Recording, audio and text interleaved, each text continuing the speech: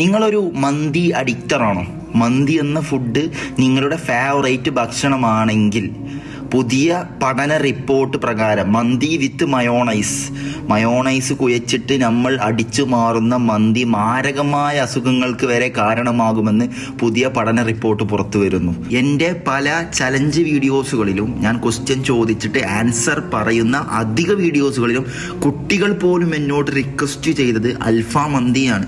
അത്രക്കും കുട്ടികളിൽ പോലും കൂടുതൽ ആകർഷണീയമാക്കപ്പെടുന്ന ഫേവറബിളായ ഫുഡായി മന്തി ഇന്ന് മാറിക്കൊണ്ടിരിക്കുകയാണ്.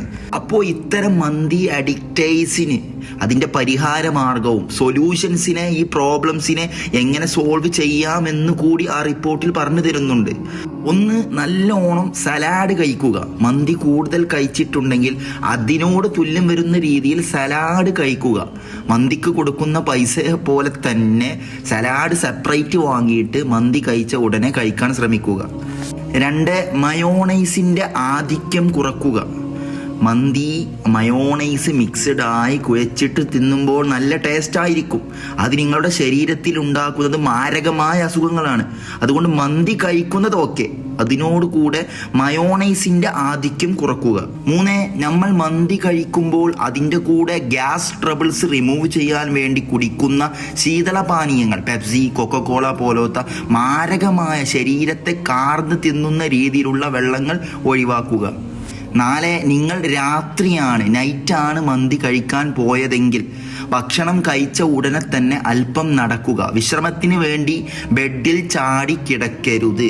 പ്രത്യേകിച്ച് ഫാമിലിയോട് കൂടെയാണ് നിങ്ങൾ രാത്രി മന്തി കഴിച്ചിട്ടുള്ളതെങ്കിൽ നമ്മുടെ ശരീരത്തിൻ്റെ കപ്പാസിറ്റി പോലും നമ്മുടെ പിഞ്ചു കുഞ്ഞുങ്ങളുടെ ശരീരത്തിൽ ഉണ്ടാവുകയില്ല. സോ വെരി ഡേഞ്ചർ ആയിരിക്കും. 5, മന്തി കഴിച്ച ഉടനെ തന്നെ ടേക്ക് എ റെസ്റ്റ്. ഒരിക്കലും റെസ്റ്റ് എടുത്തു പോകരുത്.